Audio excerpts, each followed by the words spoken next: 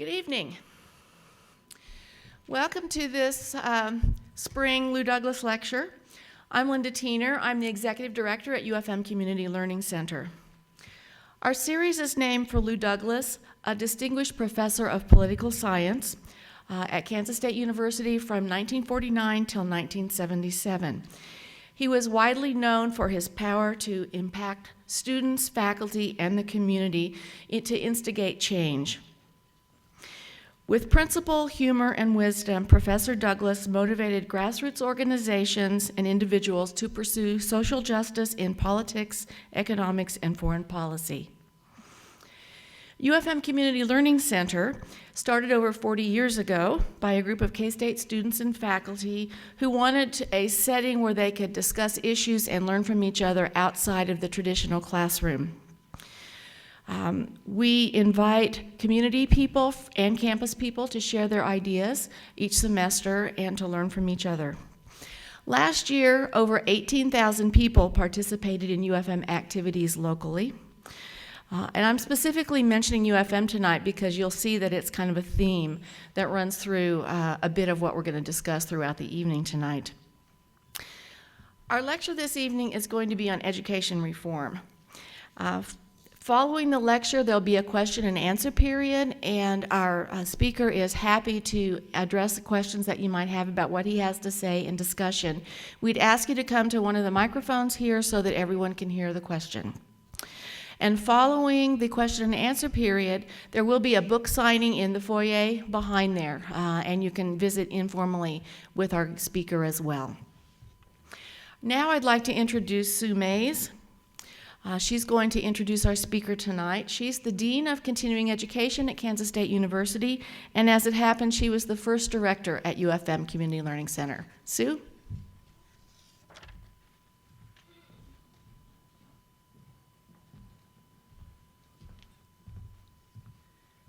Before you hear all of David's credentials, I thought I should have the privilege of painting another picture. 40 years ago, David and I started UFM with the help, as Linda said, with community people and students. We looked a little different, perhaps, than we do today. David more traditionally had his bell bottoms, his work shirt, and a little bit longer hair and facial hair than today, right, David? But we had a vision then, and I think it stayed throughout UFM's history for 40 years, and that was a theme that you still see echoed in the brochure. And that means any of you here in the audience, anyone can teach and anyone can learn. That took a lot of people by surprise because Kansas State and others prided themselves over those years that a PhD was the only person who could teach, and people like you were the only people who could learn. And we went about, in some ways, disproving that, and UFM still does today, that people have wonderful ideas. They have developed wonderful expertise in many ways and not always the traditional pathway of education. And UFM still to this day encourages those people to step forward and share their vision and their work with people like you and people like me. Lou Douglas was also part of that. Lou was paid $1. He retired from K-State after many years and said, what can I do now? I really don't want to retire, and UFM was prominent at that time. So for $1, he helped us pass what is still now called the Community Resource Act, which is throughout Kansas, helps rural communities, it doesn't have to be rural, but it works in the best way there, to start community learning centers like UFM. UFM is, at least in my books, the longest standing program of its kind. There were hundreds that started up like UFM, but it's one of the few that exists today. Others have taken on a much more centered approach in cities where a more yuppie, affluent community lives, and they charge high prices for yoga and yogurt too, yogurt and massage. David, though, now is a professor at the University of Rochester in the Warner Graduate School of Education and Human Development, and serves as the Director of Teacher Education. He has taught numerous seminars and presentations, both, of course, in New York, but also around the world, from New Zealand to England to Scotland, and in here tonight. Locally, while he was earning his own master's here, and he did take the traditional route, he was an instructor in the Midwest Sex Desegregation Assistance Center that helped to do workshops around the 4 states in non-sexist multicultural curriculum and teaching practices. But he also co-founded a program that lived for many years, and it was called the Living Learning School. So he put to practice what he believed, and that was an alternative format to the traditional K through 12 schools. And Living Learning School, I think, has many roots even today in some of our schools here in Manhattan. And we've had people write to me in the past few days saying, how can I talk to David? He would love to know about my daughter, who's now been at Yale and has gone on to do great things. So he's touched many hearts both here and in Rochester. So not only does he speak and write, but also he's taken that action also to heart in Rochester, where he's formed the Coalition for Common Sense in Education. If you read the very beginning chapter of David's book, David will talk about and argue that our nation's children, that we have set them up with this high-stakes testing, this accountability, the rewards and punishments to be the norms in our school, that this has served to undermine the gains that we have made across the U.S. and the world in teaching and learning. So let's listen tonight and determine for ourselves whether the recent formation of No Child Left Behind, and that's what that's done to our schools and testing, is really a crisis for us in education. David?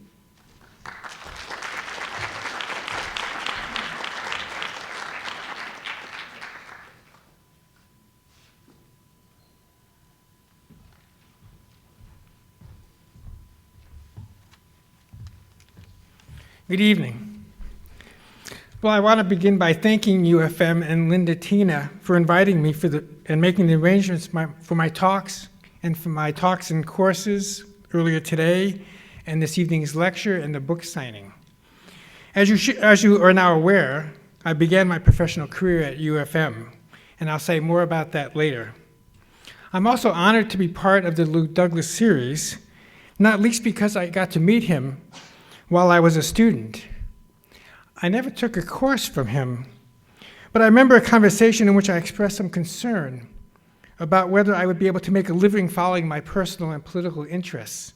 And he replied, "Do what you love, and the rest will follow."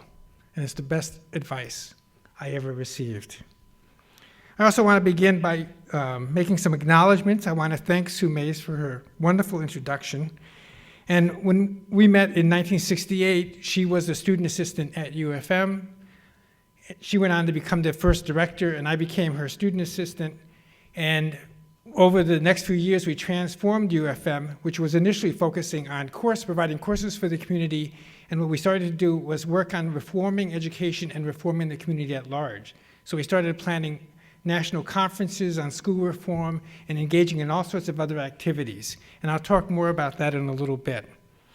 I also want to thank John Extel, who's a professor in philosophy, and I enrolled in this course in philosophy in about 1980, and it was one of the most influential courses in my life, and he introduced me to a number of people in education who were writing about educational theory and politics, and it gave me an introduction to a number of people whose work I found very important, who then I decided I would go and study with some of those people and go on for a doctorate. So I really owe John Extel a thank you for his pushing me and introducing me to people that I wanted to go and study with. And I also want to thank you for coming tonight. It's really wonderful to be here. As I was sitting there, I was thinking that I lived in Manhattan for 13 years. I did my undergraduate degree here. And to be able to come back to the place where you did your bachelor's degree, your master's, where you ran a school, where you worked in UFM, in which you really worked to make a difference in the community, and now to be invited and to give a talk as part of the Lou Douglas series. I've talked really literally all over the world. I think in about 13 countries last time I checked. And this to me is really what I wanted to do, was come back to Kansas State and to be in Manhattan. And in fact, I wrote a talk for tonight, and I realized that I'm going to talk more about my experiences at Kansas State and my impressions of Manhattan when I was here than I normally would, because I'm in Manhattan. And I want to share with you some of those experiences, and those experiences were formative in terms of my thinking about education. So I hope to connect my own personal experiences with my political activism and my understanding of how education works. So I'm just thrilled to be here.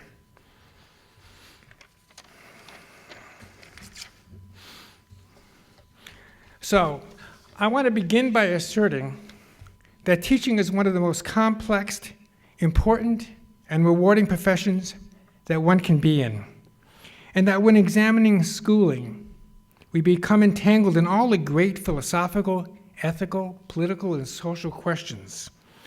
And my book is a defense of public schools and teachers against assumptions that teachers must be held accountable through high-stakes testing, such as the requirements under No Child Left Behind, and against efforts to privatize education through charter schools, or, as in Chicago and elsewhere, by giving control of our schools over to corporations.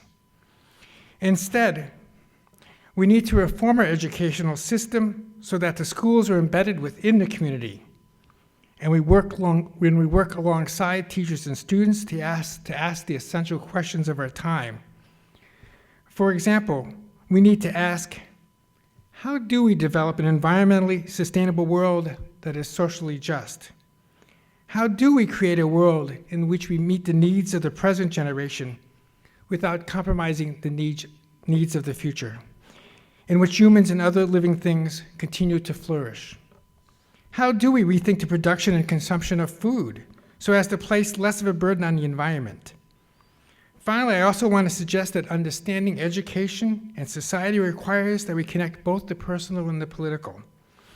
Therefore, I begin my book by asking the question of how it is that a working-class boy who hated school has spent his last 40 years in education, first at UFM, then as an elementary teacher, and most recently in higher education. To answer these questions, I'm going to begin by reading from the first 2 paragraphs of my book. I never wanted to be a teacher. In high school, I constantly counted the minutes to the last bell, when I would be free to join the other boys playing whichever sport the season demanded. I measured my success not by test grades, but by touchdowns and runs scored. Therefore, I'm surprised that for the last 40 years, I've been teaching. But it is in teaching, in the crucible of the classroom, that one can engage in asking questions and making sense of one another and the world. It is in the classroom where 5- and 6-year-olds responded to my question of how the Grand Canyon was formed with the unexpected and wrong, but understandable explanation of earthquakes and tornadoes. And as in last night's classroom of doctoral students, mostly teachers and administrators, where we deliberate the effect of the current testing movement has on our ability to engage students in making sense of the world around them. So, in the first chapters of the book, one of the questions I try to answer is, how is it that a working class boy who preferred the playing field to the classroom ended up where I am? If in high school you would have asked me to rank the vocations I might end up in, university professor would have ended up dead last. Since I don't have time to read you the first 2 chapters of the book, I will try to give an abbreviated answer to that question, including how I ended up in Kansas after graduating from high school in New York. In the book, I describe how neither of my parents had finished high school. My twin brother and I were the oldest of 4 children. And while I had aunts attending local community college, I had no one to talk to about what universities were like. I remember only 2 conversations with my parents about education. The first one occurred when I was beginning high school. My father said, "Son, if you don't finish high school, I'll kill you." I don't think he was speaking metaphorically. Upon entering high school, I chose the vocational track. Chose is in quotes because I neither was aware of other choices nor the purposes tracking served. Nor can I claim to have actively planned my escape from the vocational to the honors track.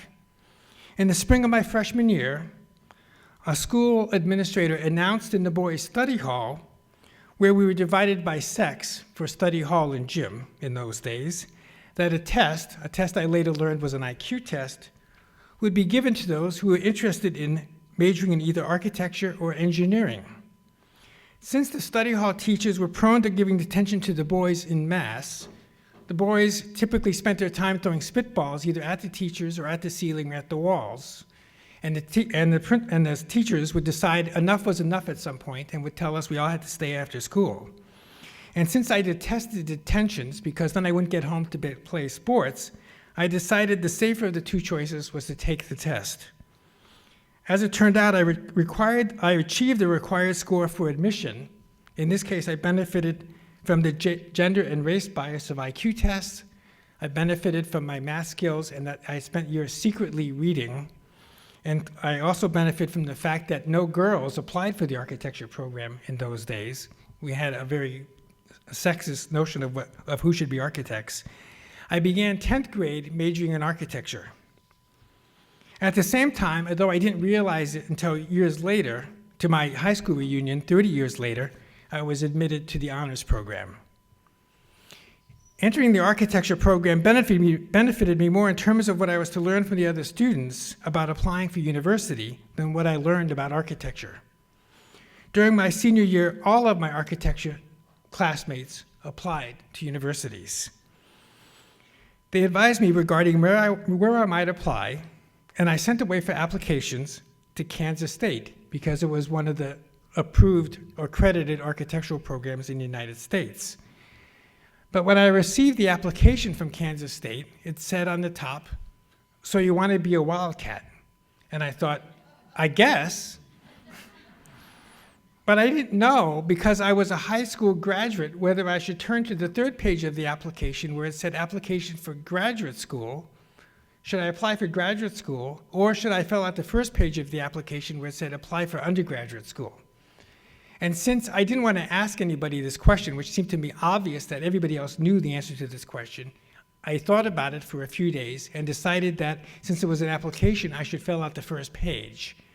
I filled out the first several pages, applied for undergraduate admission at Kansas State University, and then was admitted into the architectural program. At that point, I had the second conversation with my parents about education. I said, "I'm going to college." They asked where. I said, "Kansas State University." And they replied, "Have a good time." I tell this and other anecdotes about my educational experience, not because I think it's especially exceptional in any way, because of what it says about the role played by social capital, who you know, and cultural capital, what you know, in becoming academically successful. I may not have considered going to university except for that fateful day, when I decided to take the test for admission into the architectural program, partly to avoid the possibility of detention. I did well on the test not because I was necessarily a good student, but because I read a lot of books as a means to escape from what I thought was a dreary childhood. Entering the honors program enabled me to become friends with students who were going to university and could give me a little advice. As a freshman at KSU, I barely got through the first year. But slowly I began to understand how to succeed in school and started to get some A's and B's. I also began to understand that it wasn't that I was not as capable of other students, but that my working class background hindered my success. I began to critique education for how it perpetuates inequality. At the same time that I began to succeed as a university student, I became disillusioned with the university's silence regarding the Vietnam War and the Civil Rights Movement. This was the 1960s. In the spring of 1968, first Martin Luther King Jr. and then Bobby Kennedy were assassinated, and anti-war activists demonstrated at the Democratic National Convention in Chicago. By the end of the summer of 1968, I concluded that the United States was not, quote, the best of all possible worlds, but was in fact a racist, classist, and sexist society. I was beginning to understand how my own working class experience gave me an understanding of the world that differed from that of my middle-class peers. Furthermore, I realized that democracy in America was and continues to be at risk. Such a realization required that I begin to think through the characteristics of a democratic society and how we might nurture them. Then and now, one of my central concerns was what appears to me the increasing difficulty of questioning the status quo and imagining a better world. A diminished view of social change that focuses on technological improvement and the production and use of more commodities characterized the post-war period of the 1950s and early 1960s and our present time. Moral and political considerations of equality and the quality of life were rarely raised. Surmising that the beating and arrests of protesters at the Democratic National Convention indicated that those in power feared that the protesters might have a legitimate critique, I began to examine more closely the history, politics of the Vietnam War. Soon thereafter, I was organizing anti-war protests and teach-ins. Such activities led the Nixon administration to assign a second lieutenant from Fort Riley to tail me throughout the day and report on my activities. The second lieutenant enrolled in my existential philosophy course that I taught at UFM, and after the class revealed to me that he was assigned to follow me, provided copies of his reports, and thanked me for an enjoyable experience. While I hoped that the university might be more open to my political views than the Nixon administration, they were not. After the bombing of Cambodia, President Nixon, feeling that the conservative Midwest was a safe place to give his first campus speech, came to Kansas State. The university and the Secret Service prohibited signs critical of the president, allowing only pro-Nixon signs. When a friend and I held up a sign that said, "If you make peaceful evolution impossible, you make violent revolution inevitable," a quote from John F. Kennedy, we were immediately seized by the Secret Service and removed from the building. Over the next few weeks, the university and the state upped the ante, as both the university and the Republican candidate for governor threatened to have me arrested and expelled. I didn't say I always enjoyed my experience here, did I? The Republican candidate lost, but became Nixon's attorney general and presided in 1973 over the disastrous confrontation at Wounded Knee. Meanwhile, the university backed off, and I stayed at Kansas State. I thought I was following Senator Fulbright's advice in his book, The Arrogance of Power, where he said, "To criticize one's country is to do it a service and pay it a compliment. It is a service because it may spur the country to do better than it is doing. It is a compliment because it evidences a belief that the country can do better than it is doing." Clearly, neither the government nor the university agreed. Nixon's Vietnam War policies led me to examine how particular political views gained dominance and legitimacy over others. I soon realized that such questions are essentially social and philosophical, and that we are all, to varying degrees, engaged in social and philosophical analysis. I began to take seriously C. Wright Mill's description of sociology as the work of sociological imagination, which is the process through which we examine the larger social structures that affect our lives and make sense of our experiences as not idiosyncratic, but societal. It is in this way in which we come to understand our personal troubles as public issues. Moreover, we engage in philosophical questions. We raise questions about the curriculum content and the organization of schools and classrooms. When we do so, we're raising philosophical questions about the nature of knowledge, the purpose of schooling and life, and the relationship between individuals and schools. And as in sociology, as we do so, we connect the personal and the public. Maxine Greene, whose 1967 book, Existential Encounters for Teachers, was my introduction to educational philosophy, understands the relationship between the personal and the public. She begins her book, The Dialectic of Freedom, with this description. This book arises out of a lifetime's preoccupation with quest, with pursuit. On the one hand, the quest has been deeply personal, that of a woman striving to affirm the feminine as wife, mother, and friend, while reaching, always reaching, beyond the limits imposed by the obligation of a woman's life. On the other hand, it has been in some sense deeply public as well, that of a person struggling to connect the undertaking of education, with which she has been long involved, to the making and remaking of a public space, a space of dialogue and possibility. Maxine Greene, as a philosopher of education and woman, both acknowledges the limits placed on her and us and aims to reach beyond them. She wants to rethink and reshape what we know, do, and value. What I'm describing here is a mode of utopian thinking, she writes, thinking that refuses mere compliance, that looks down roads not yet taken, to the shapes of a more fulfilling social order, to more vibrant ways of being in the world. She resists merely complying with the current social order, and instead engages in utopian thinking that hopefully will lead to a better life for her and others in society. So, at UFM, we offered classes on the civil rights movement, the world in the year 2000, which seemed so far away then, and other social issues. We also organized conferences on school reform that included presenters like Jonathan Kozol and John Holt and George Dennison. But what I soon came to realize that writing and thinking about education reform is necessary, but not sufficient. When John Dewey decided that he needed to not just do philosophy, but experience, he wrote to his wife Alice the following. I'm always interested. John Dewey's writing, I think, is generally pretty dry and dense and hard to understand. But when he wrote letters to his wife, he was clear. He says to her, "I think I'm in a fair way to become an educational crank. I sometimes think that I will drop teaching philosophy directly and teach it via pedagogy.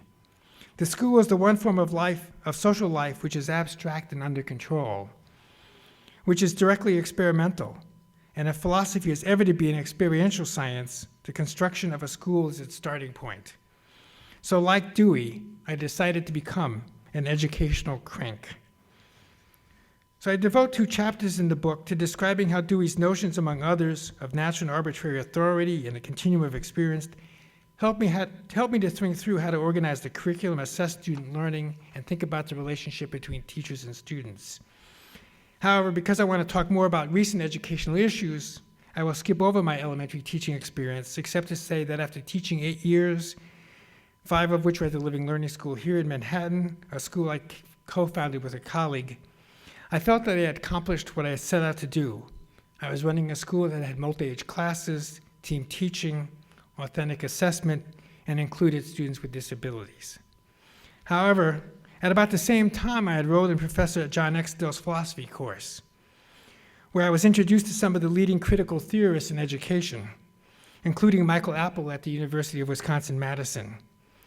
I realized that while I had thought I knew something about education, I had a lot to learn, and applied to and was accepted to the PhD program at UW-Madison with Michael Apple, the author of the book Ideology and Curriculum, as my mentor. I earned my PhD, and I have taught for the last 20 years at the University of Rochester. Over those 20 years, I have been devoted to creating schools in which teachers can reflect on and transform their teaching so as to better prepare students to become thoughtful, critical learners. However, over the last decade, I have focused on combating high-stakes testing, the dumbing down of curriculum, the privatization of public schools, and the deprofessionalization of teachers. To be clear, I'm not against standardized testing per se. Standardized testing has a role in assessing students, schools, and districts. But when standardized testing becomes high stakes, test scores become more important than what and how students learn. My hopes for what schools can be are based on my experiences at several innovative schools in Rochester, Ithaca, New York, and New York City. These schools, part of 28 schools that make up the Performance Assessment Consortium, were throughout the 1980s and 90s not required to give students standardized exams in high school, but instead used portfolios and other assessments. Instead of standardized exams, students in schools like School Without Walls in Rochester worked on in-depth senior projects that they ultimately have to defend before a board of teachers, students, and community members. One student, who I describe in the book, David Weingarten, in which I served as the community representative on his board, developed a video documentary on Hilton, a rural community near Rochester. He began by taking courses on documentary filmmaking at local universities and then researched the history of Hilton, focusing in part on the 1970s fire that destroyed the village center. He interviewed some of the residents involved in fighting the fire and collected film and photos from those at the fire, including video by television reporters. He then edited the film, wrote and dubbed the narrative, composed and played the background music.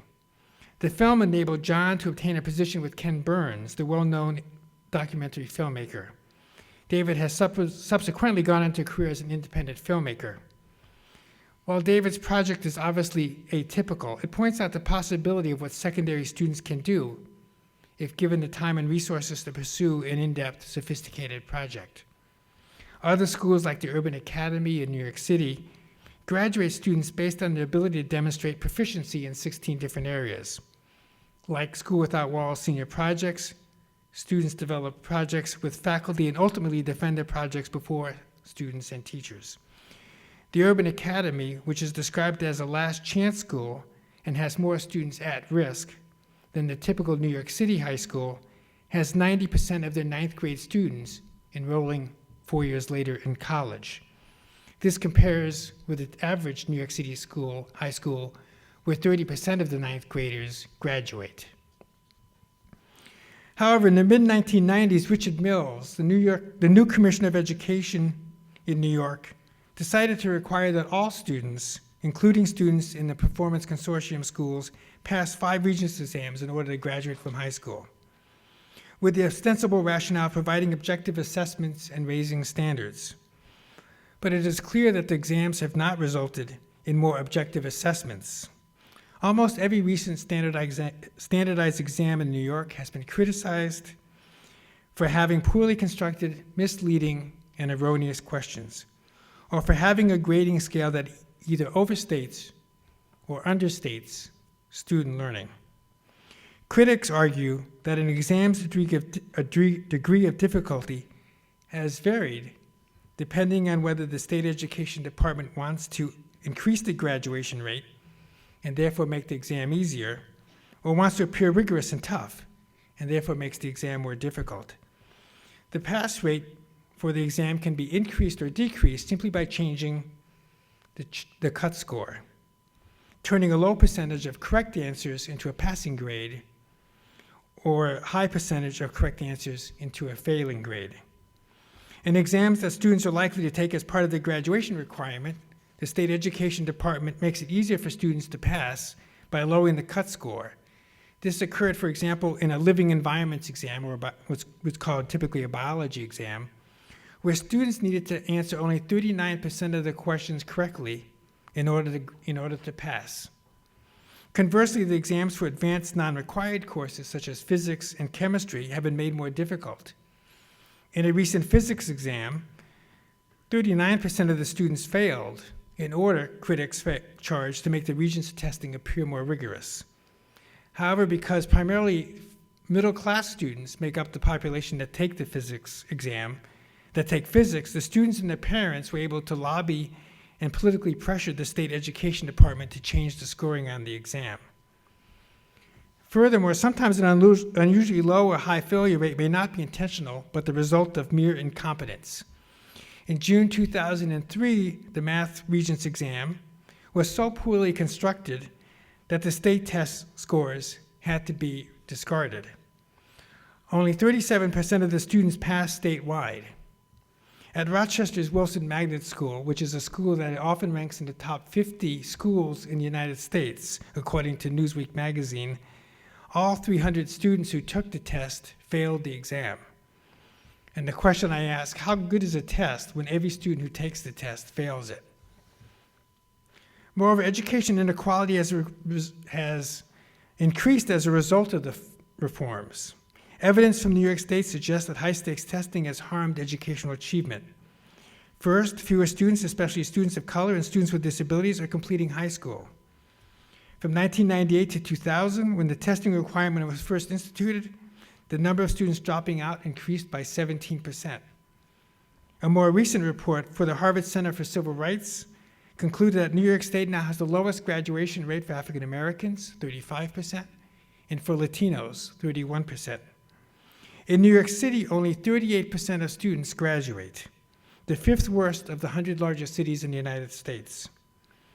According to another recent study, New York's graduation rate ranks 45th in the nation. The tests have also negatively affected English language learners, who were the highest diploma-earning minority before high-stakes testing and are now the lowest diploma-earning minority. Moreover, students with disabilities are increasingly dropping out. Similarly, as I describe in my book, Texas, which was one of the first states to implement high-stakes testing under George Bush, the ex-governor of Texas, used high-stakes testing, where George Bush used high-stakes testing in Texas to argue for the No Child Left Behind Act and made Rodney Page, who was the superintendent of the Houston Independent Schools, his first Secretary of Education. In the 1980s, the Texas legislature mandated changes in the statewide testing program, making graduation contingent on students passing exams in English and math, and later added reading and math assessments for grades 3 through 8. The test scores were also used to hold schools and districts accountable for students' learning, and secondary schools were rated on a percentage of students graduating. But rather than raising standards, both qualitative and quantitative research reveals that the schools began to lower their standards as they prepared students for the more basic skills required for the tests. Moreover, rather than ensuring that more students do well, the pressure on schools and districts to raise test scores encourages schools to force weak students out before they take the required exams, and therefore reduce the risk that academically weak students would lower the school's passing rate. In Texas, research has revealed that students of color are more likely to be retained in school, especially in 9th grade, the year before the required exam is first given. Further, students who are repeatedly retained are more likely to give up and drop out. However, while forcing students out of school can raise test scores, the schools face possible sanctions for high dropout rates. Rodney Page, a superintendent of Houston Independent Schools, resolved this dilemma by ordering principals to list the student as dropping out, but not as dropping out, but as having left for another school. Such creative bookkeeping resulted in the Houston School District claiming a significantly reduced dropout rate of 1.5% in the year 2000. Eventually, critics claimed that the dropout rate was covered up, and subsequent research has revealed the rate to be much higher. Robert Kimball, an assistant principal of one of the Houston schools, raised questions about his school's amazingly reported when his school amazingly reported no dropouts, even though their freshman class of 1,000 had dwindled to 300 by the senior year. A state investigation revealed that 16 high schools reported that 5,000 students had left school, and indeed that 2,999 of them should have been reported as dropouts, but were not. Significantly, Kimball adds, almost all of the students that are being pushed out were at-risk students and minorities.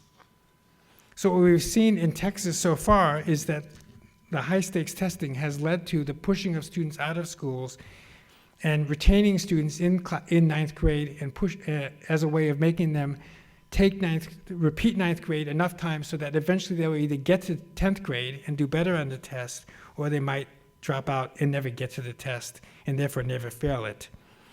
A second way to increase test scores in Texas is to increase the number of students classified with learning disabilities.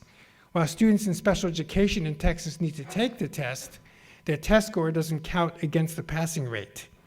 And what we found is that what the Texas schools have done is double the number of students who are classified as special education so that those students then, their test scores will not count against that passing rate. Retaining students in schools, in grade, forcing students out of school, classifying more students into special education, and teaching to the test have indeed resulted in a higher passing rate. But fewer students are graduating, and student scores on nationally administrated tests have not increased.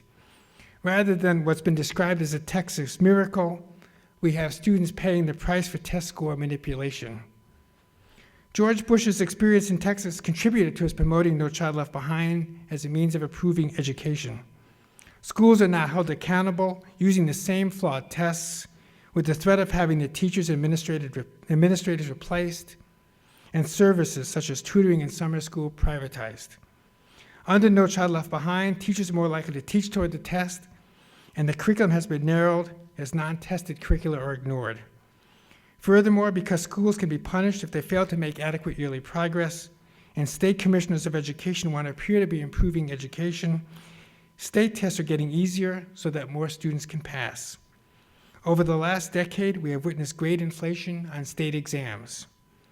And while the Commission of the Press, some educators are claiming that high-stakes testing has led to these great improvements, the evidence from national exams is that students' achievement is improving at a slower rate than previous to No Child Left Behind. In sum, I would argue that standardized testing in most states are worse than worthless, they are dangerous.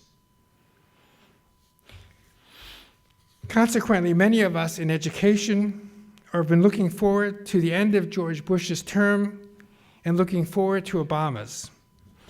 However, I am increasingly concerned that President Obama picked Arne Duncan, the former CEO of the Chicago Public Schools, to head the education department. In my book, I document how, under Arne Duncan, the corporate elite, embodied in the Commercial Club of Chicago, have taken control of the public schools, pushed more testing and privatization, and marginalized parents, teachers, and the school board.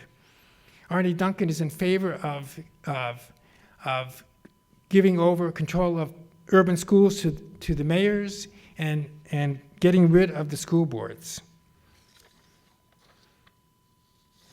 He's also pushing hard to privatize public schools through corporate control and through charter schools and other means to use even more standardized tests to assess students, which is likely to result, as it did in Chicago, narrowing and simplifying the curriculum.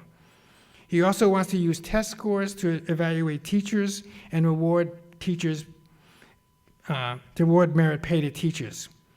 While there is much that I like about the Obama education platform in terms of more funding for early childhood special education and college tuition, the overall approach appears to be one of increased emphasis on test scores to the detriment of teachers and students. Rather than high-stakes testing and competition between schools, I want to propose that we develop schools in which we support and trust teachers to develop curriculum and assess students' learning. I want to suggest that the historical division of the curriculum into separate subjects, English, math, science, social studies, which has been reinforced by high-stakes testing, undermine our and our students' ability to make sense of the essential questions of our time. Many of the important questions that we need to ask ourselves as citizens require an interdisciplinary approach. For example, we need to ask, how do we develop a just, sustainable world? That is, how do we live on this planet in a way in which we can meet the needs of the present without compromising the ability of future generations to meet their own needs? In addition, it's not enough to develop a world that is environmentally sustainable if most in the global north have a high standard of living and most in the global south are living in poverty. Therefore, we need to ask, how do we create a just, sustainable world? David Orr, who writes about environmental sustainability, situates environmental studies within an ethical, economic, and political context. In particular, he criticizes education and politics for failing to take on the great issues of our age. Orr quotes Václav Havel, the Czech playwright, writer, and politician, who stated, quote, "Genuine politics worthy of the name, is simply a matter of serving those around us, serving the community, and serving those who come after us." Bill McKibben, in his book Deep Economy, The Wealth of Communities and the Durable Future, advocates that we rethink our economic principles so that rather than focusing on growth and increasing the gross domestic product, we focus on improving the quality of our lives in our local communities. How do we measure people's quality of life? And how do we develop communities that work towards improving the well-being of everyone? Focusing on how to create such a world requires that we develop an interdisciplinary understanding of the world that incorporates global politics and local initiatives, science and ethics, history and technology. A good example of the interrelatedness of seemingly disparate issues is Michael Pollan's argument that if we in the US were to decrease the amount of energy we use, improves people's health, reduce our reliance on fossil fuels, and combat global warming, we need to rethink what we grow and eat. A month before the election, Poland's open letter to the incoming farmer-in-chief, i.e. the president, outlined his proposal for a new food policy. In the article, he argued that because our current agricultural policies subsidize growing corn, soy, wheat, and rice, most of the corn is turned into corn syrup for soft drinks or feed for livestock. The subsidies make fast food, burgers, and soft drinks cheap, but vegetables and fruit expensive. Consequently, people are more likely to be obese and suffer from illnesses such as adult-onset diabetes. In fact, 4 of the top killers in America today are chronic diseases linked to diet. They include heart disease, stroke, type 2 diabetes, and cancer. Therefore, while our current food policies make fast food cheap, we pay for it with our health and increased medical costs. In addition, the amount of energy necessary to plant, fertilize, harvest, and ship these crops so that they can be made into foods is significant. In the US, the food industry uses more energy than used by people to commute to and from work.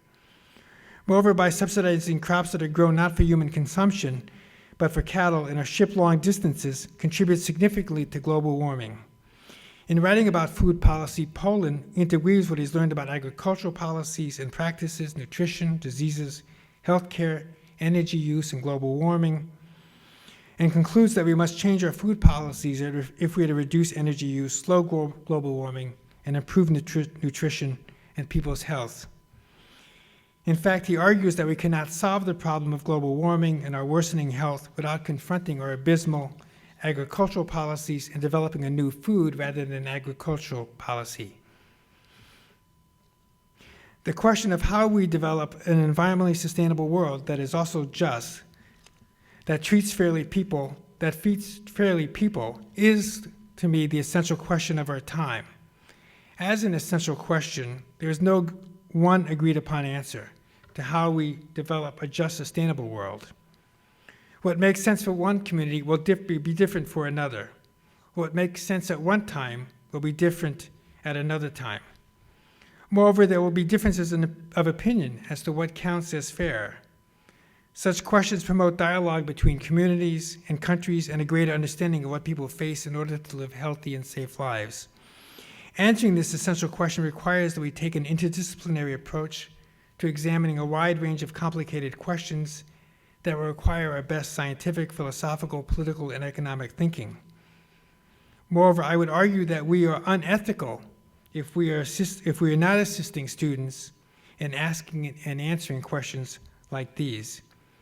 Rather than thinking about how our students have performed on a standardized test or whether they have memorized their textbook sufficiently in order to pass an exam, we need to ask whether our students are learning how to pose questions, collect and analyze data, and make decisions for themselves and their community.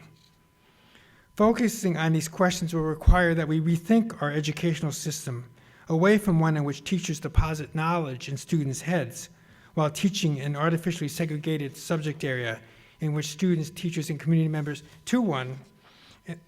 artificially segregated subject areas to an educational system in which students, teachers, and community members actively work to answer questions that are important both to individuals and to communities. Moreover, they allow us to raise questions about the purpose of economic systems and the goals of our society. In my book, I quote from poet and essayist Adrienne Rich, who writes that we have 2 choices. She says, "One is the development of a literate, articulate, and well-informed citizenry so that the democratic process continue to evolve and the promise of radical democracy can be brought to closer realization. The other is the perpetuation of a class system dividing an elite, nominally gifted few, tracked from an earlier age, from a very large underclass, essentially to be written off as alienated from language and science, from poetry and politics, from history and hope, toward low-wage temporary jobs. The second is the direction our society has taken. The results are devastating in terms of the betrayal of a generation of youth. The loss to the whole of society is incalculable. So the question that I raised 40 years ago remains the question we must continue to ask and answer. How do we develop an educational system that creates critical democratic citizenry and society? We have, I conclude, our work cut out for us. Thank you.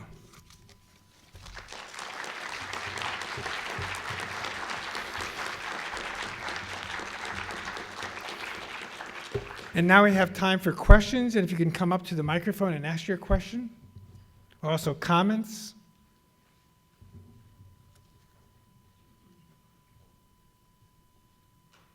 People are thinking.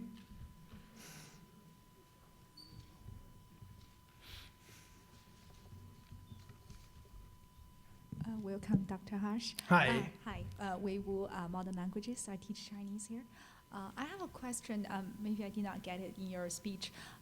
Then what kind of education or how to measure the students' performance will be good for education? Because I come from China. Mm-hmm. Actually, in China, students, all the students have to do standard tests. To go to college, everyone, high school graduate, have to take national entrance exam, and based on the score of the exam solely to select students to go to schools according to the ranking. I guess here Chinese Americans usually they have this stereotype they're very good at math and other things, good at testing, I guess. So I wonder if you can share more about your view, how to measure students and to make it good for education. Right. So what I'm interested in and what I've looked at is schools in New York City and also in Rochester in which there's small high schools, and we've developed in the state, in the urban areas, schools in which we have, say, 110 students and 11 teachers who work together to develop lessons and activities that focus on developing proficiencies in students. And what we, in fact, are not doing in New York is standardized exams in these schools, but we're focusing on having the students develop a project and then defending what it is they've learned in front of their students, teachers, and community members, much as I described David Weingarten's video that he did, or film that he did on the history of this small community outside of Rochester. What I'm interested in is how do we develop students to become critical thinkers, to do their own research, to ask questions, and to then describe what it is they've learned to others. So I'm, in fact, arguing not for standardized testing as the criteria for admission to college, but that we form other ways to assess students. Now, I should add that in the book, and I've said elsewhere, that I'm not against all forms of standardized testing. And in the United States, we have the SAT and the ACT. And I think those forms of testing is one other piece of information that colleges can use if they choose for admission. Although I note that a lot of schools are now moving away from requiring the SATs and ACTs in the United States. So I'm interested in how do we develop schools that support students to learn in creative and critical ways. Can I say that you want the students to be measured in other ways, not by testing? Not by testing, right. That what we've developed in these schools are that students are, they set out what it is that the students should be able to demonstrate in terms of their learning, and then the students engage in a project in which they can demonstrate that. And when they demonstrate that, that's when the students it's decided that they've achieved what they need to do in order to graduate from the high school. Yeah, but now most school, college, like say K-State, I think we still use the testing scores as maybe admission, or for each course, the professors will test the students, right, for midterm or finals. So would you say this model need to be changed? I'm sorry, were you saying that's what they do at the university? For each course, the professors will give students tests. Right. I gave students tests. So would you say we should not do the test, or we should do other ways? Well, we should give them assessments that are authentic in terms of actually assessing what it is they're learning. So depending on what it is that you might be doing, I, of course, give my students are required to write essays in my classes as a way of demonstrating their understanding of the material that we're learning. So yes, we need to give students assessments. What form that should take depends on what it is that we want to assess what kinds of knowledge we want to assess in the classroom. Thank you. Thank you.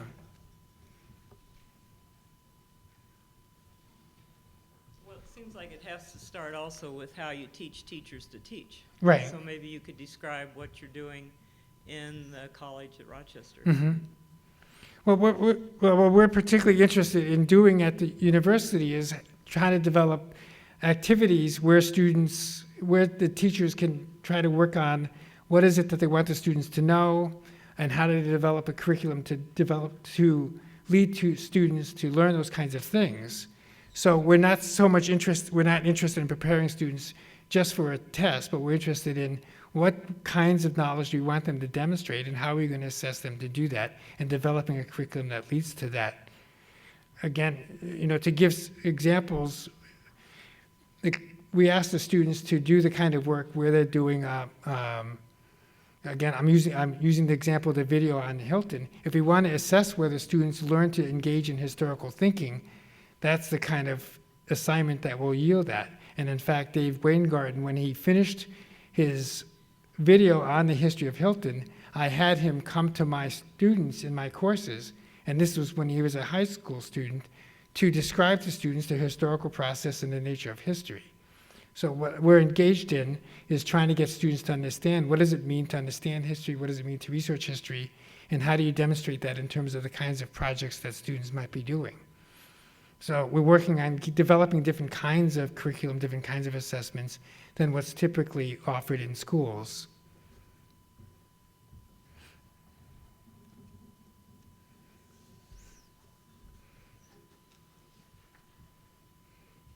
Other questions or comments? Yeah, I'm interested in the idea that you can bring about change by working on something in the community, doing something local.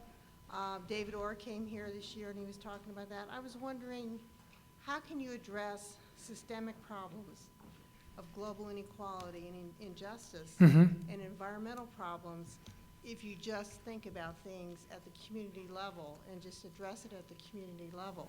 Do you see any projects or programs or educational approaches that help you, that you would say would be beneficial in terms of looking at things in a more global sense or cross-national sense that connect to community solutions?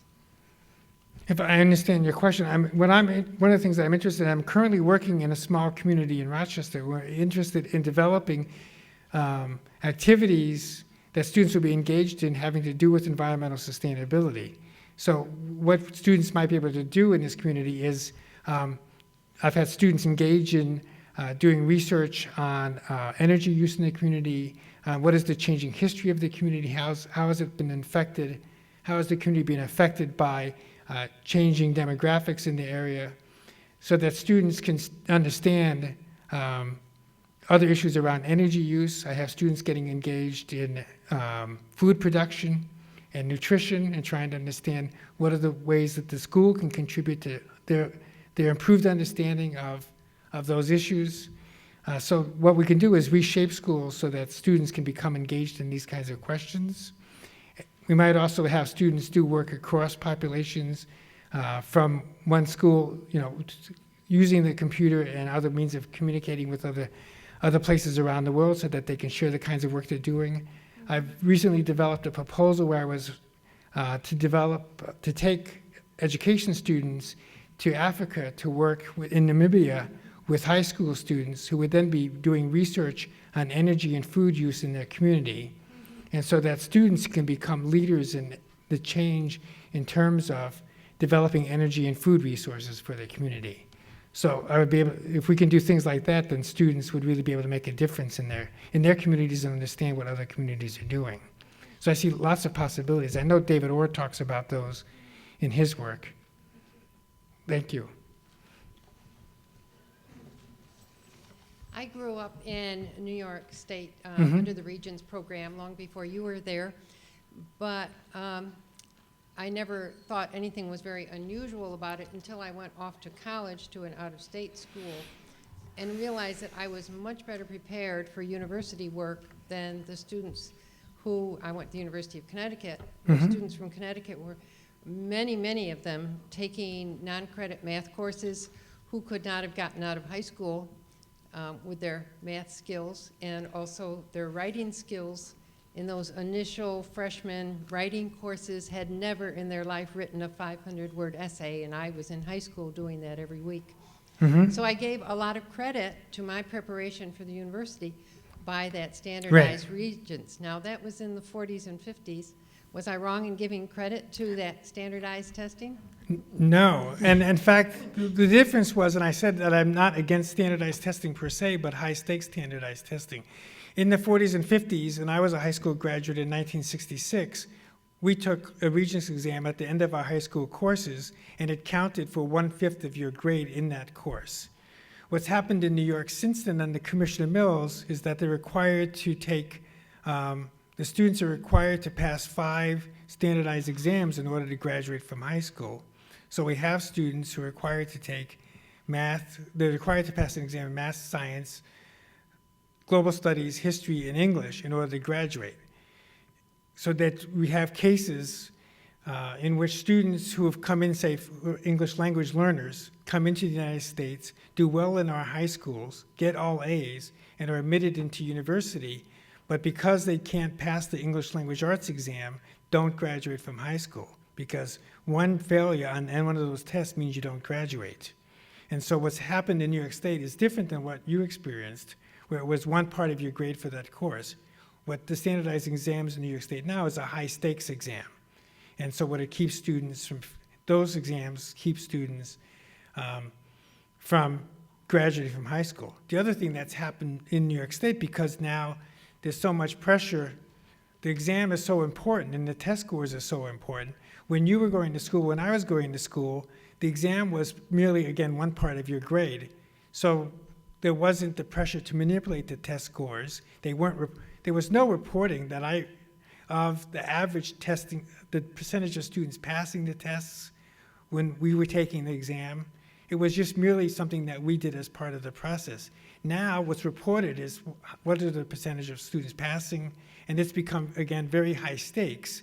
And because of its high stakes, it leads to teachers teaching towards the test, teachers manipulating the test scores, as I described, as a way of portraying themselves as improving education. When anything becomes high stake, there's a lot of possibility for distorting the test, misusing it, and also we've noticed examples of cheating.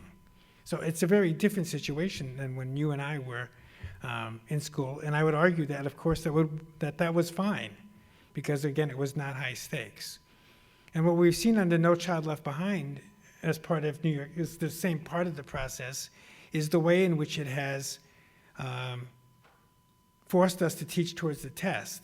And I've described earlier in other courses today that what we had was, I've worked in a number of 5th grade classes on a grant on the relationship between environment and health, in which students were doing research on toxins in the environment. And what they were doing in this 5th grade classes, they were doing research on pesticides and herbicides, and they were also doing research on their favorite topic, which was not one that I took seriously initially, was pet waste. But I realized after the students did the research that pet waste is in fact a real health hazard. And so the students were doing research on these different toxins. They were doing research on alternatives to using pesticides and herbicides, to things that we might do in order to make sure that we don't get sick by using those. And they were developing websites, they were developing PowerPoint presentations, they were developing brochures and other ways of educating the community about what they were doing. I also had students who were doing research on lead poisoning. And if you talk about what you can do in the community, in Rochester, New York has the highest rate of childhood lead poisoning in the United States. We have a very high percentage of students who are poisoned by lead, and there's ways to decrease your chances of that poisoning. So the students were doing this kind of work, and then I went to the 5th grade classrooms last year to ask the teachers again what we were going to do and how we were going to do it. And what the teachers told me was, now in 5th grade, because of No Child Left Behind, in November they have the standardized exam in New York State for social studies. Then in January, they have the exam for English language arts. In February, they have the exam for math. And in May, they have the exam for science. And so what the teachers said, what we do is we spend the first months of the school year preparing the kids for the standardized exam in history. Then they turn to preparing the kids for the next standardized exams. And then in the spring, they prepare the kids for their science exams. And we no longer can do the kinds of work that we're doing on environmental health issues, which I would argue that doing the research on that they were involved in terms of reading resources, in terms of writing, in terms of doing videos, in terms of doing PowerPoint presentations, in terms of putting together web pages, were indeed ways of they were showing their understanding of science, they were showing their understanding of social studies, they were clearly writing and communicating, and yet they can no longer do those kinds of things because they spend their time preparing for the tests. And so my concern is the ways in which schools are being organized that focus on teaching towards the test rather than developing complex, innovative units that allow for students to learn in complex and sophisticated ways in which the students were motivated, the students cared about coming to school and doing these kinds of research and presenting what they learned to others. So I'm not against standardized tests per se, but the ways in which it's now taken over the schools and taken over the curriculum so that students and teachers are spending their time preparing those kids for that. Again, I work with fourth grade teachers. I have teachers who come to my classes and say, that they just dread going to school because the students are worried and getting sick or getting over the tests that are coming up. They know that they're going to be spending their time giving the test, and they're going to spend their time grading the test. They're losing all these teaching days that they could be having in order to educate their children, and instead they're spending their time giving tests and grading tests rather than being involved in teaching and assessing in real ways. So I don't disagree. I don't disagree with a Regents test as one measure. I disagree with the idea that it becomes high stakes and it becomes the only way in which we determine whether somebody graduates.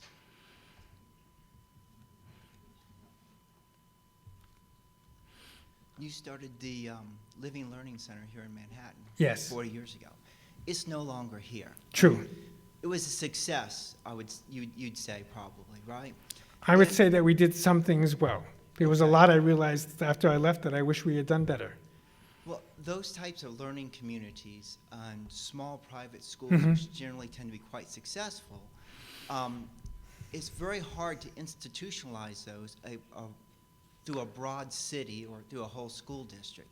What would be your suggestions in terms of trying to institutionalize those ideas? Mm-hmm. It seems like you meet a lot of political resistance, so how would you go about doing that? Yeah, I mean, that's a very good question. And in the book, I do talk about my experiences in that school. And I realized that one of the questions that could be brought up is that they're private schools. And so they're not examples of what could be done. They're not necessarily examples of what could be done in public schools. But what I want to suggest is that the kinds of things we were doing, team teaching, interdisciplinary projects, authentic assessment, are the kinds of things that schools can do. And in fact, I've spent time in Rochester, in Ithaca, and New York City with schools that are small, again, 100 students, 10 teachers, using the same principles that we developed in the Living Learning School to incorporate into the successful high school students, high schools in those places. So in fact, we are developing in places like New York City dozens of small schools that are successful and that are making a difference in students' lives. In fact, one of the initiatives that Bill Gates has been behind is the development of small schools. And one of the things that I've been trying to suggest that they need to do is to follow the kinds of examples of the Urban Academy, where instead of focusing on preparing students for tests, they focus on what really makes the small schools successful is the kind of relationship that's developed between teachers and students to support, again, complex interdisciplinary learning. So we have examples, the Living Learning School isn't here, but we do have examples of schools that have followed the same kind of model and have been successful. Right. The school district that my children go to only has about 900 students. It's Mhm. outside of Manhattan. It's a rural school Right. district. And it's nice because I, as a parent, feel as though I have a lot more voice in that small school system Mhm. than my sister does, say, in Gwinnett County, Georgia, where they have 150,000 students in Right. the schools. And so while it's strange in Kansas that almost every city has its own school district, in a way, I think that that makes the school districts potentially more responsive to the Mhm. parents. And I would like to know if you might see that as a model of, breaking up some of these really large, mega school districts in Los Angeles or New York, to be more responsive potentially to the parents. Right. Actually, there was reforms in the 1980s in Chicago in which they were giving over to community members and parents and teachers more control over the schools. And while some of the things they were doing weren't very well organized and weren't entirely successful, a lot of it was giving teachers and parents more voice in what was going on. Also led to more accountability because parents had a better understanding of what teachers were and were not doing, and could argue for reforms that would make a difference in the lives of their children.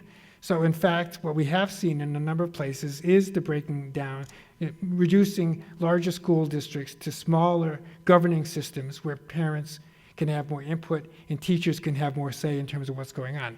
So I think, yes, whatever ways we can break down school districts to be smaller and more responsive to parents, and whatever ways we can make schools smaller and more responsive to students and teachers so they have more input in what's going on, I think those are likely to lead to improvements in the educational system.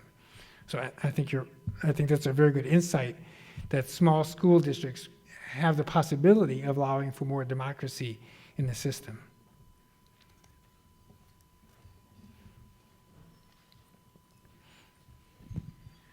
I am a product of a different educational system. I graduated from high school in the Soviet Union, Mm-hmm. and we didn't have any standardized tests, but I wouldn't say that system was better, because now I can compare my education and the education that my daughter received here, and there are in both systems positive sides and negative sides. Mm-hmm. And I would like to know your opinion about national curriculum versus local curriculum.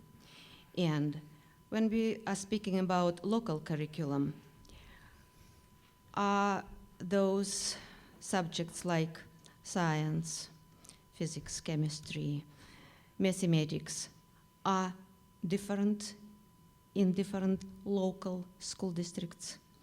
And also we have to take into account the high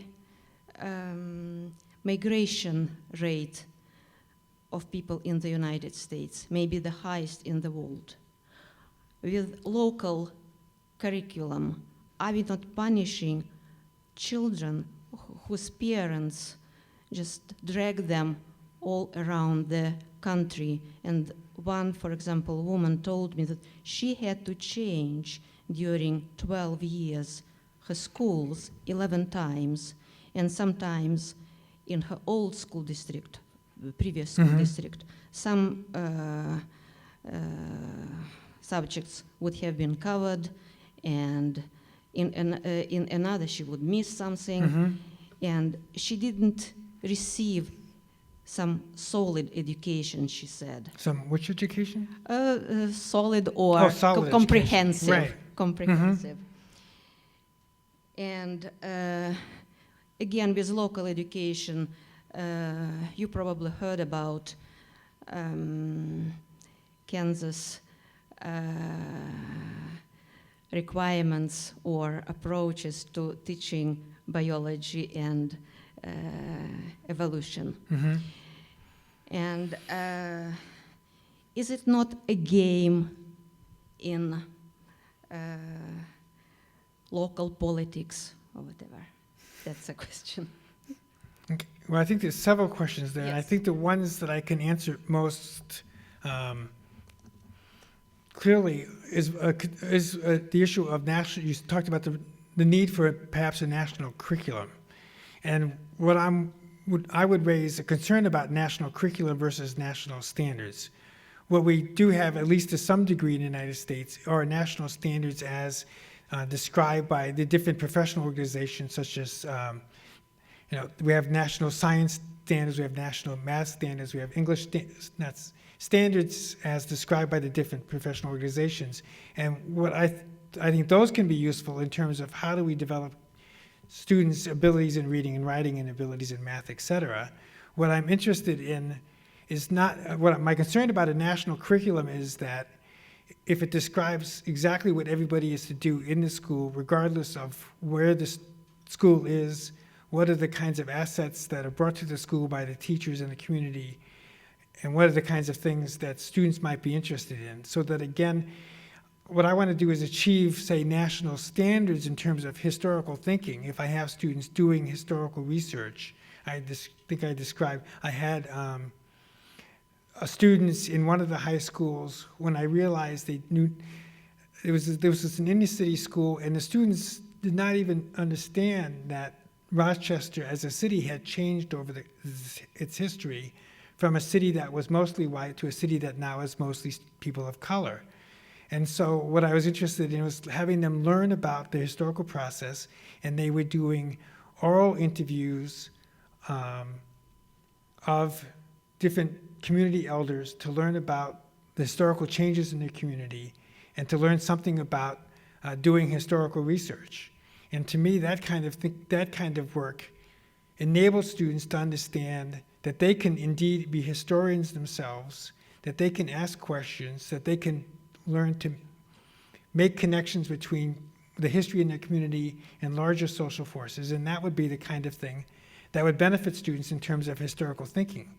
Now, I would be worried about whether, to me, that's meeting the national standards in terms of historical thinking, but is different than having a national curriculum where everybody is learning the same kind of thing.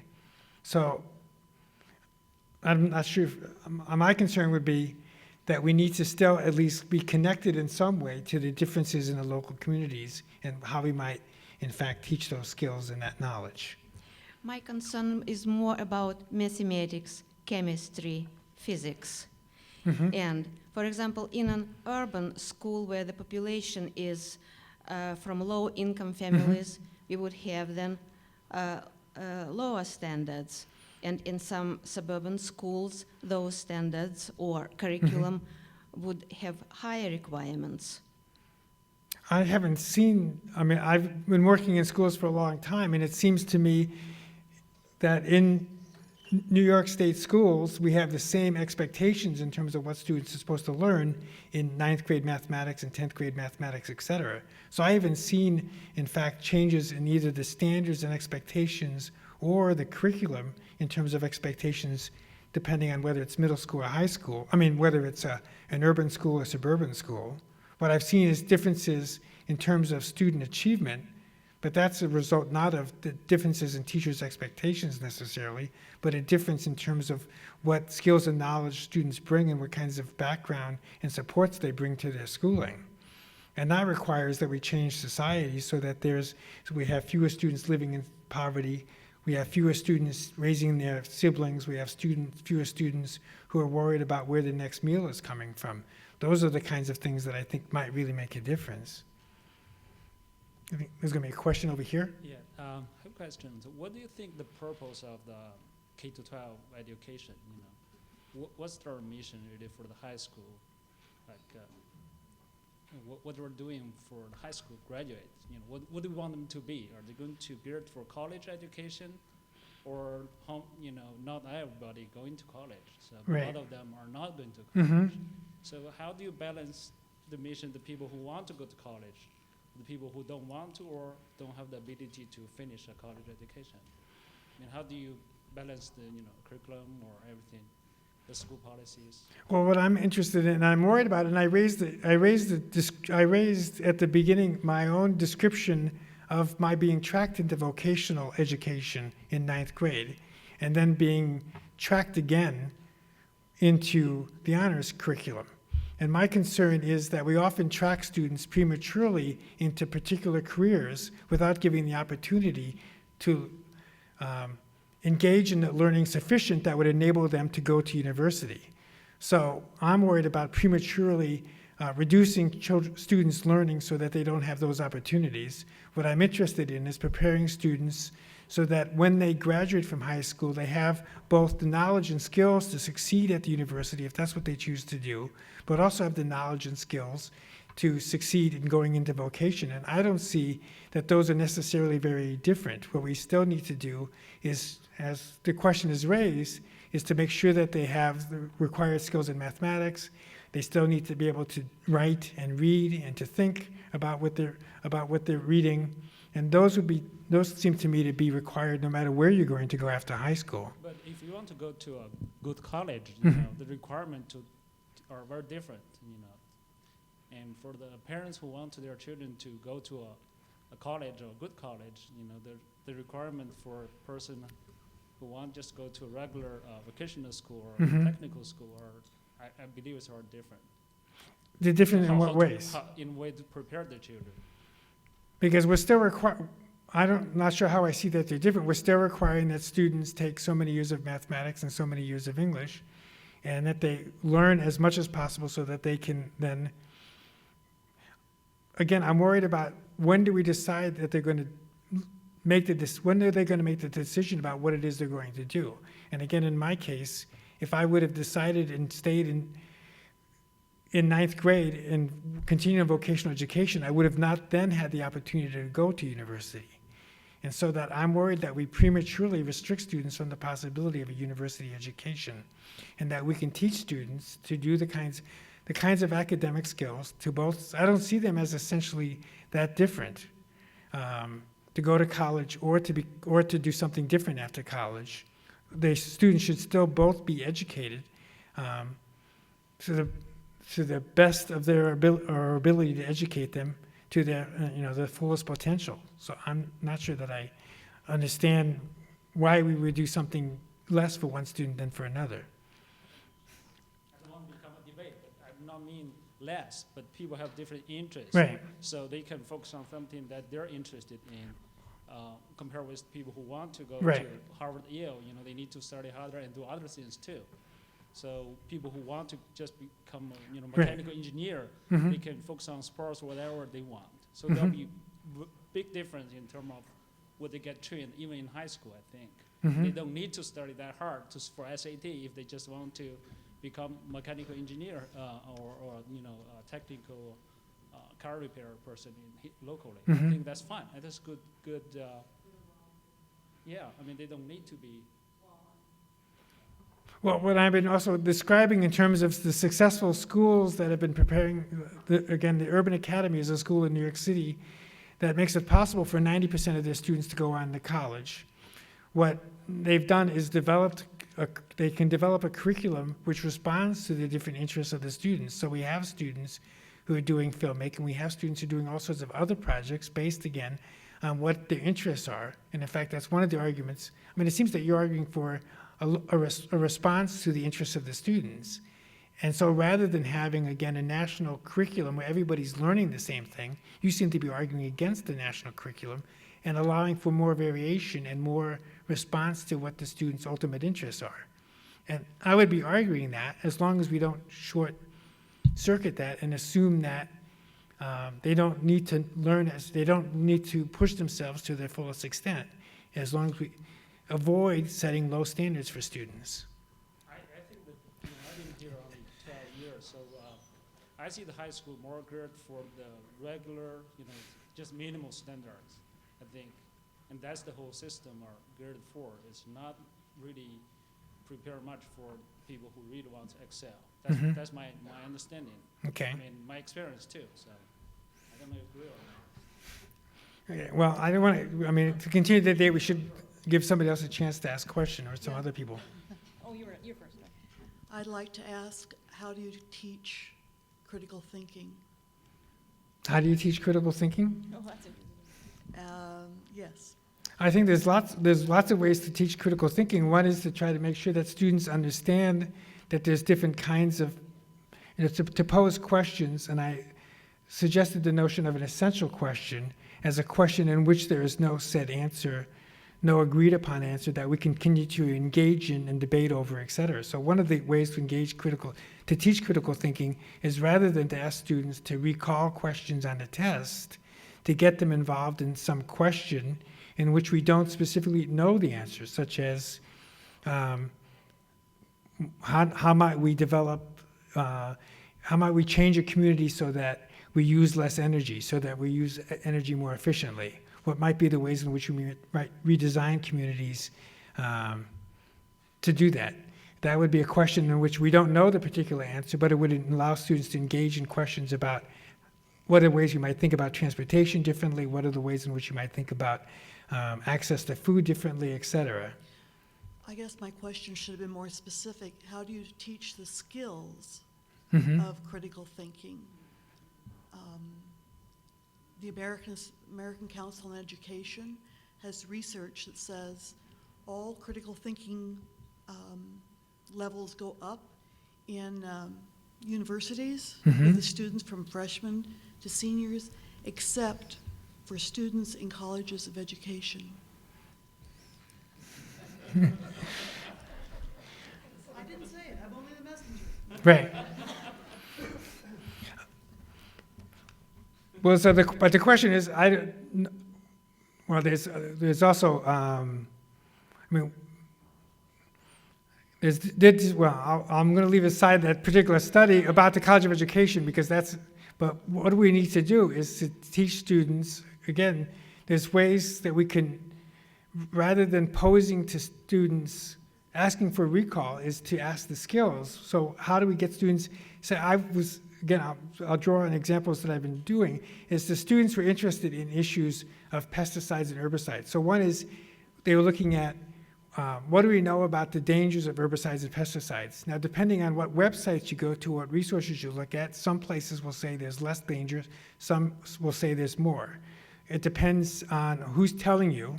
And so the corporations that are selling pesticides might say there's less danger than scientists who are saying there's more danger. So one is trying to get students to figure out, it depends on who's providing the information.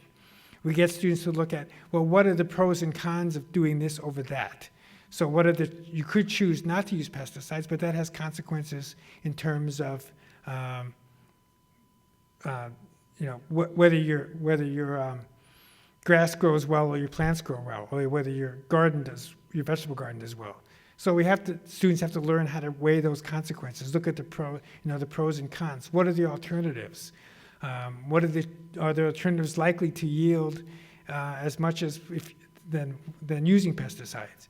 So that's what we try to get students to do, and then we try to have them say, what are their suggested alternatives? So they're looking at real problems, trying to sort out what are the different approaches, what is the different evidence, what are the different solutions, and propose those to others who they can then also engage in questions and answers so that students, again, I'm having 5th grade students present to their classmates what are the kinds of solutions they come up for or alternatives to pesticides and herbicides, and engage in a discussion so that students will debate and ask questions. So it seems to me what I'm indicating in terms of skills is the ability to weigh evidence, the ability to weigh what are the alternative, what are the consequences, to learn to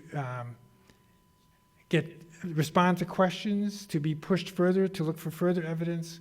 So there's all sorts of things that we can do in schools that would teach critical thinking, and those are at least some of the skills that we've been trying to teach in classrooms. There's a question over here. I'm a Manhattan teacher, and I work with the College of Education, where I do think there's a lot of critical thinking going on, but I do know that in my classroom, 6th grade classroom, I tend to shoot down the middle. I'm a standards-based teacher. I have an assessment. I'm right now a teacher in residence, but my last assignment, my students, where I had 5 languages spoken in my classroom, we had to take the social studies exam, state of Kansas social studies exam. Now 6th graders take more than that. I've been out.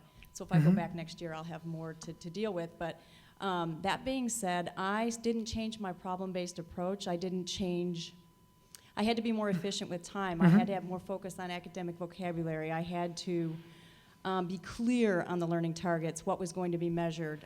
It allowed me to balance between what I guided them to and what I allowed them, where, you know, the arenas of their essential questions, Mhm. which, you know, I totally believe in understanding by design, the backward approach Yeah, to curriculum design. And, you know, so I guess my question is, am I the only one that sees those tests as, okay, I've got to make sure you're prepared for those, but yet I still am able to find ways to Right. in agreement to you, Right. maintain the things that are relevant, remember, you know, that have, you know, memorable learning for the students, you know, engaging Right. to them, which the tests are not. Right. So, I mean, balancing it between the two. I do like the standard-based idea of my colleagues and us being somewhat coordinated and really understanding what our job is. Right. But I don't like it, like you said, when it takes away my Right. ability to do what I think's right by the students. But I guess, you know, my students made standard of excellence and we did project-based learning.